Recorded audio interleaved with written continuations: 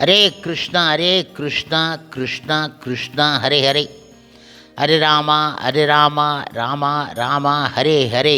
குட்டி கதைகள் 397. இங்கு கொல்கத்தா சமீபம் உள்ள மாயாப்பூர் ஜெகநாதரின் சில லீலைகளை இங்கு கவனிப்போம். முன்பு ஒரு சமயம், அதாவது 1971ஆம் ஆண்டு பங்களாதேஷின் போரின் பொழுது இந்தியாவில் அநேக மதச் சண்டைகள் இருந்தன. கோவிலின் முந்தைய உரிமையாளரான பட்டிக் சட்டர்ஜிக்கு 7 பெண் குழந்தைகள் இருந்தார்கள். அருகே முஸ்லிம் கிராமம் இருந்ததால் அவர் அங்கு வசிப்பதற்கு பயந்தார். ஆகையால் தனது பெண்களை காப்பாற்றுவதற்காக அவர் கட்வாவில் குடியேறினார்.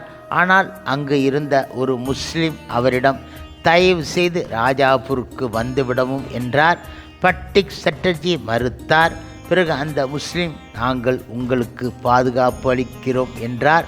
மீண்டும் பட்டிக் சட்டர்ஜி முழுமையாக அதை மறுத்தார். பிறகு அந்த முஸ்லிம், நாங்கள் இந்த கோவிலில் இருந்து வரும் குரலை கேட்டுக்கொண்டு இருக்கிறோம். ஏன் இங்கு யாரும் வருவது கிடையாது? ஏன் எங்களுக்கு யாரும் உணவு அளிப்பது கிடையாது என குரல் ஒலிக்கின்றது. எங்களுக்கு மிக மிக பயமாக இருக்கிறது என்றார். தயவு செய்து திரும்ப வரவும், உங்களுக்கு 24 மணி நேரமும் நாங்கள் பாதுகாப்பு தருகிறோம் என்றார் அவர். பிறகு அவர் திரும்பி வர சம்மதித்தார். மேலும் அந்த கிராமம் அவருக்கு முழு பாதுகாப்பு கொடுத்தது. மேலும் ஒரு சம்பவம் காண்போம். பட்டிக் சட்டர்ஜியின் மகளின் திருமணத்தின் போது சமூக விரோதி கும்பல் அங்கு வந்தது. அவருக்கு தெரியும் அவர்கள் திருடர்கள், கொள்ளையர்கள் என. ஆனால் திருமணம் நடந்து கொண்டு இருந்த காரணத்தால் அவர் அவர்களை தயவு செய்து வரவும் உணவு அருந்தவும் என்றார். பிறகு அந்த கும்பல் தங்களுக்குள் ஆலோசனை செய்து முடித்தார்கள். மேலும் மக்கள் அவர்களை கவனித்தார்கள். ஏனென்றால் திருமணம் என்றால் அங்கு தங்கம் இருக்கும். ஆதலால் அவர்கள் சிறிது பதட்டம் அடைந்தார்கள். பிறகு அந்த கும்பல் தங்களுக்குள் வாக்குவாதம் செய்து இறுதியாக ஒருவரை ஒருவர் விட்டு பிரிந்து சென்று விட்டார்கள். சில இரவுகளுக்கு பின்பு அதன் தலைவன் மீண்டும் வந்து பட்டிக் சட்டர்ஜியின் வீட்டின் கதவை தட்டினார்.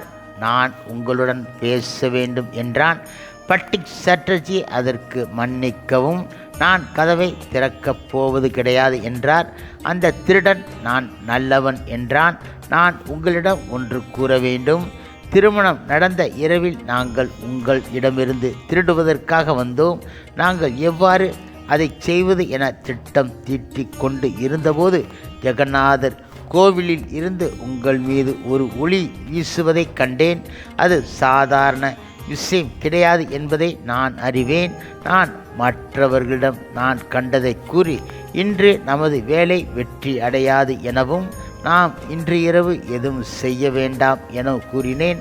ஆனால் எங்களில் சிலர் அந்த திருட்டை செய்ய வேண்டும் என கூறி கோபம் அடைந்தார்கள். பிறகு எங்களுக்குள் சண்டை மூண்டது. எல்லோரும் சென்று விட்டோம்.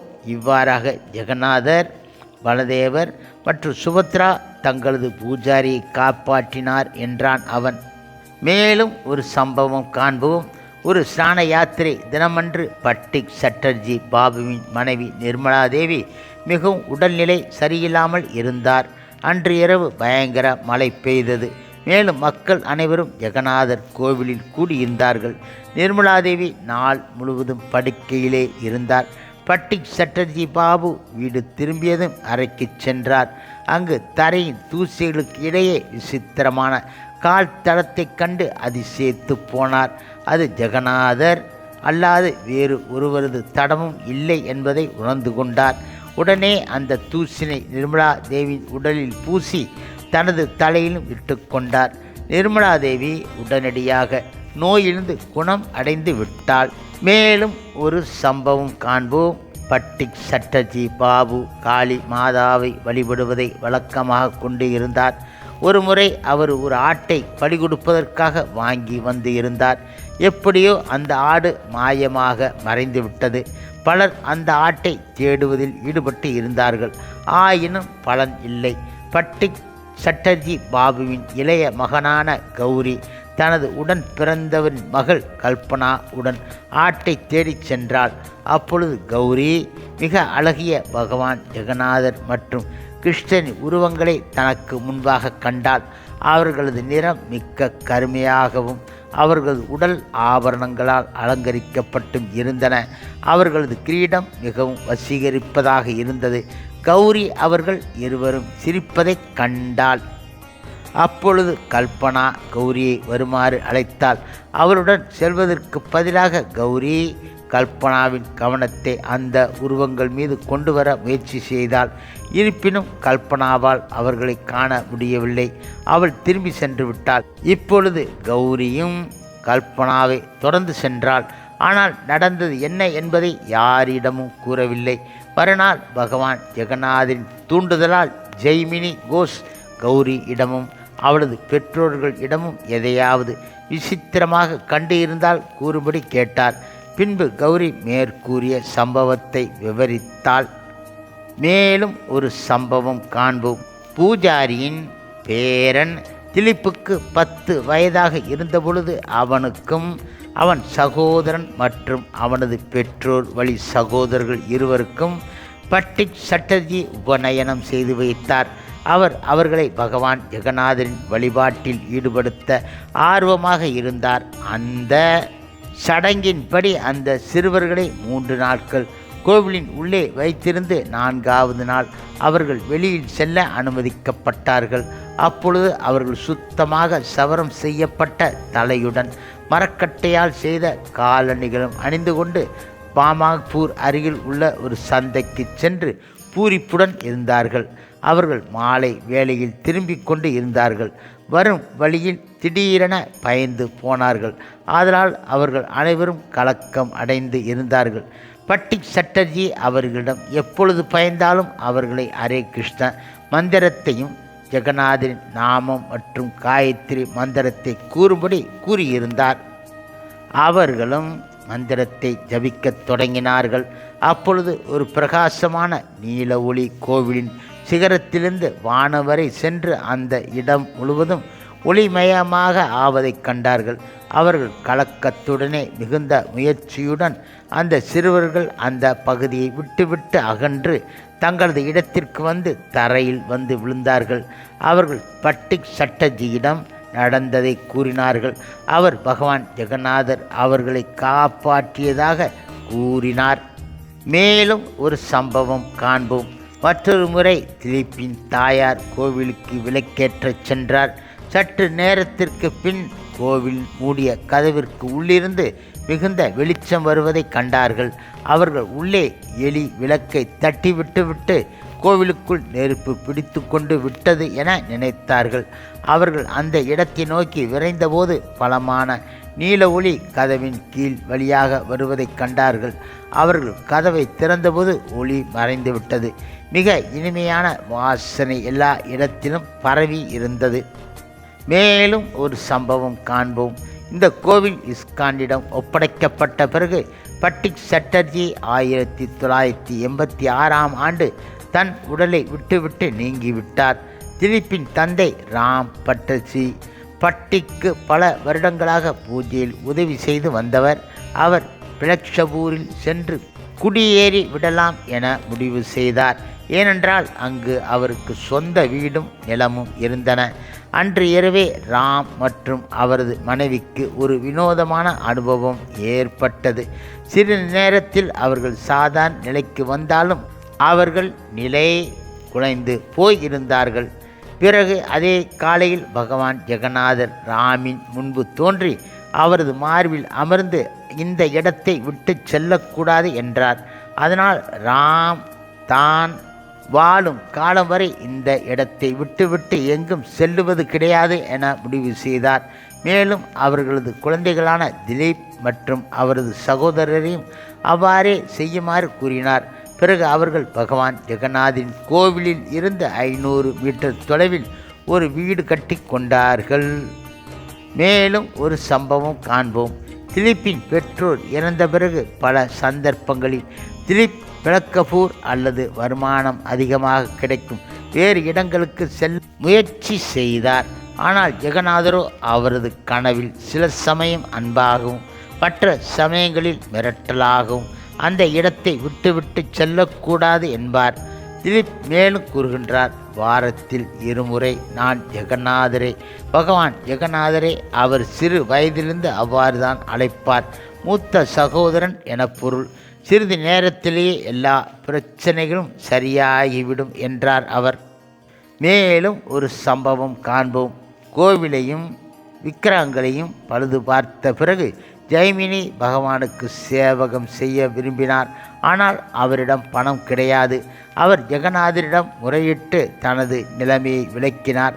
அன்று இரவு கோவிலில் உள்ள மரத்திலிருந்து 2 பெரிய கிளைகள் கீழே விழுந்தன. அந்த விறகுகளை விற்றார். அந்த பணம் சில மாதங்கள் பகவானின் சேவைக்கு பயன்பட்டது. அந்த பணம் தீர்ந்த பிறகு மீண்டும் பகவான் ஜெகநாதரிடம் சென்று, பிரபு, என்னால் உங்களை இனியும் பாதுகாக்க முடியாது, நீங்களே உங்களை பாதுகாத்து கொள்ள வேண்டும் என்றார் அவர். அன்று முதல் கோவிலின் உள்ளே இருக்கும் பூஜை மாடத்தின் அருகே அன்றைய பூஜைக்கு தேவையான போதுமான பணம் இருக்க துவங்கியது. மேலும் ஒரு சம்பவம் காண்போம். ஒருமுறை ஜெய்மினி கோவிலுக்கு வெளியே தூங்கிவிட்டார். அவர் விழித்து பார்த்த பொழுது ஆச்சரியமாக அவர் பூரி ரத யாத்திரை பண்டிகையில் இருந்தார். சில நாட்கள் அவர் அந்த பண்டிகையை உற்சாகமாக கொண்டாடினார். பிறகு அவருக்கு தனது பெற்றோரின் ஞாபகம் வந்துவிட்டது. அவர்களுக்கு தான் எங்கு உள்ளேன் என்பதை அறியாமல் கவலைப்படுவார்களே என நினைத்தார். தன் வீட்டிற்கு திரும்பி வர நினைத்தார். ஆனால் திரும்பி வருவதற்கான பயண கட்டணம் அவரிடம் கிடையாது. அவர் சில பாண்டாக்களை அணுகி தனது நிலைமையை விளக்கினார்.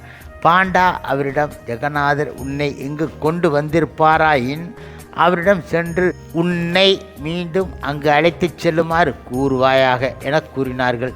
ஜெய்மினி அதனை செய்தார். மறுநாள் காலை விழித்தபொழுது தான் ராஜாபூரில் இருப்பதை கண்டார். மேலும் ஒரு சம்பவத்தை காண்போம். ஒரு கிராமத்தைச் சேர்ந்த சில பிராமணர்கள் பகவான் ஜெகநாதரை மேலும் சிறப்பாக வழிபடலாம் என நினைத்து அவர்கள் தங்களது கிராமத்திற்கு எடுத்துச் செல்ல நினைத்தார்கள்.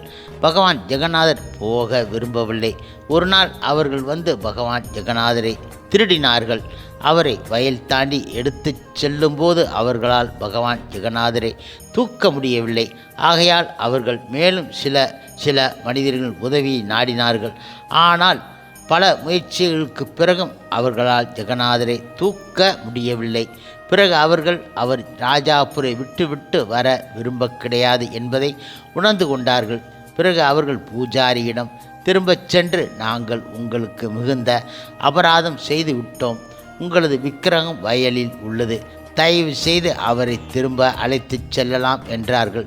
எனவே 2 பூஜாரிகள் சென்று அவர்களை மிகச் சுலபமாக அவரது இடத்திற்கு அழைத்து வந்து விட்டார்கள். மேலும் ஒரு சம்பவம் காண்போம். ஒரு முறை அந்த ஊரில் மிக கொடிய தொற்று நோய் ஏற்பட்டது. பலர் நோய்வாய்ப்பட்டார்கள். பகவான் ஜெகநாதர் பூஜாரியின் கனவில் தோன்றி அந்த வியாதியை குணமாக்கும் மருந்தினை கூறினார்.